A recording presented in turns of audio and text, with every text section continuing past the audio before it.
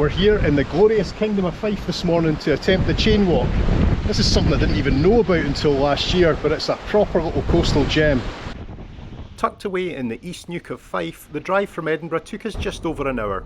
We parked up near the golf course in beautiful Earlsferry at the western end of Elie. You can start from the other side as well, but this is the route we know best.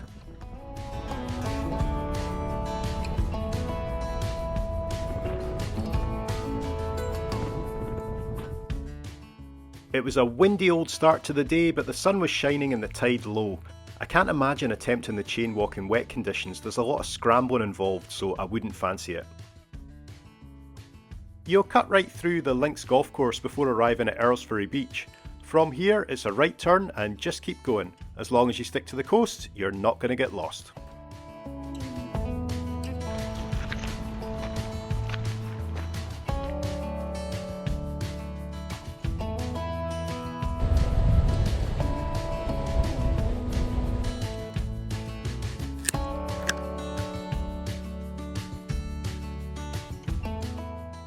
Towards the end of the beach you start to get a good idea why chains are required just to get around the corner. The sandy grassy path will soon change to rock and it will more or less stay that way until the end.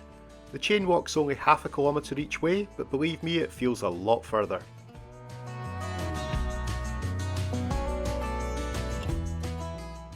The start finish line is marked with an ominous warning sign. The chain walk's not too difficult to be honest, but that's only the case if you follow these rules. For example, it's totally impassable at high tide, and climbing out any other way is just not an option, as you'll soon see.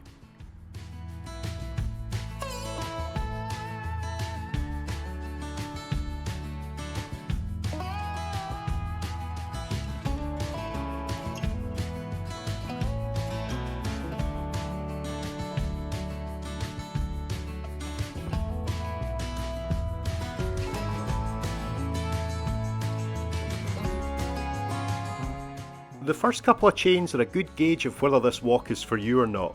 At the end of the first one, you can scramble up the hill to one of the many caves on the route to explore.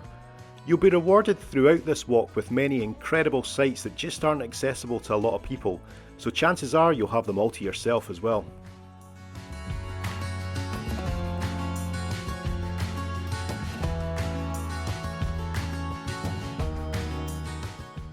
For me, the step over to the second chain was the scariest of the whole route.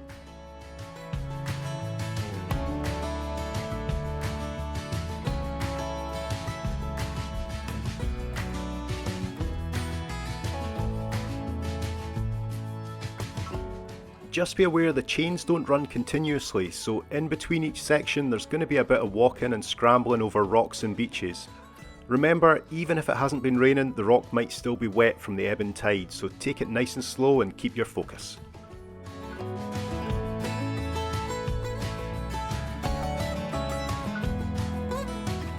It's the first section over, and to be honest, that is by far the trickiest part of the whole chain walk. So if you can get through stage one, you're going to be absolutely sailing through the rest of it.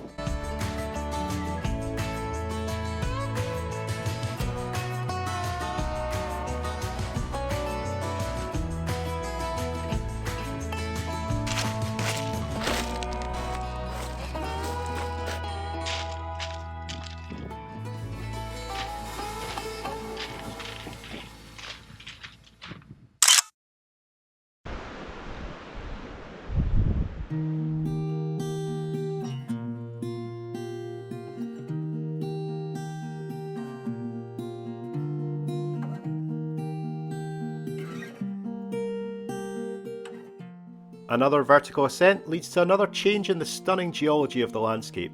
This time it feels like it could be a whole other world.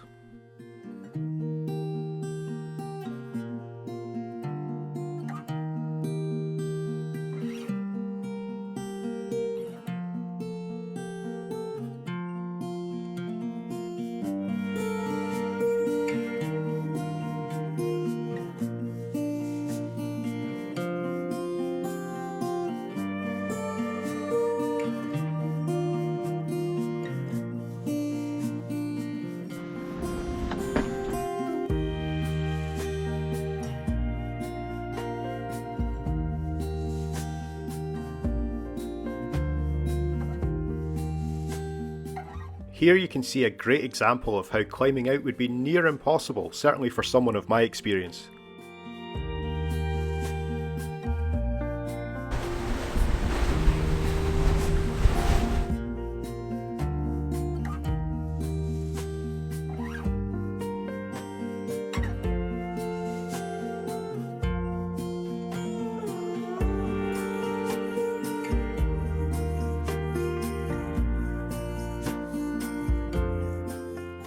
There are a total of 8 chains to navigate on the route, all offering a unique challenge.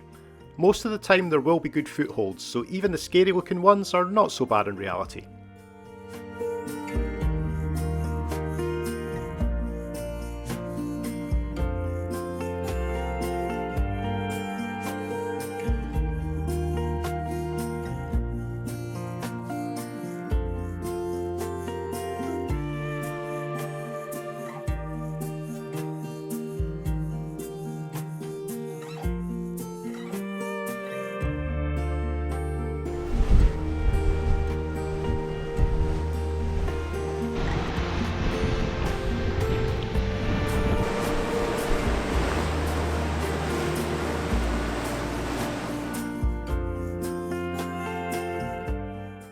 After just over an hour and a tiring scramble around the Fife coast, we finally arrived at the end of the route.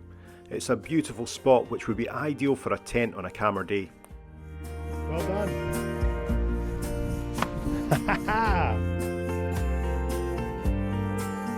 There we go, that's the chain walk done. My summary of the chain walk was duly hijacked by the wind, but what I was trying to say here was, if you wear the right gear, this should be a fun day out for any level of ability, although a bit scary in places if, like me, you're not a great fan of heights.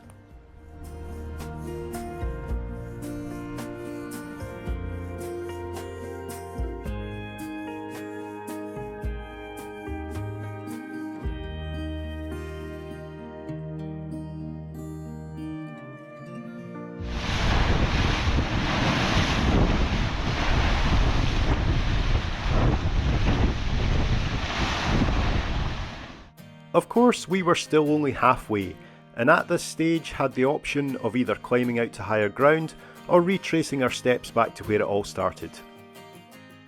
As you can see here, we were having way too much fun to go with anything other than the latter option.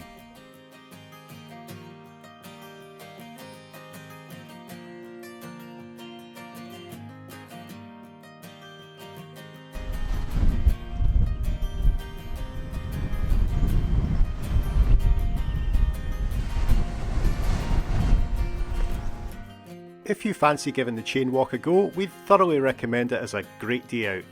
Just check the tides, wear the right gear, and be prepared for a good workout.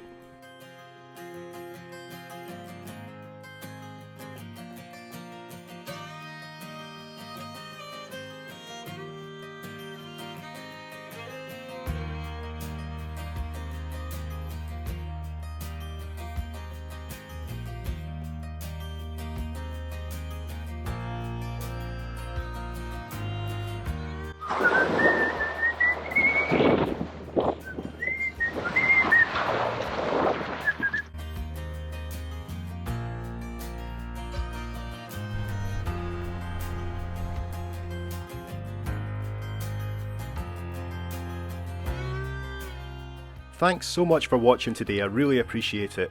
If you have any suggestions for similar hidden gems, just let me know in the comments below and I'll add them to the list. Thanks again, see you soon.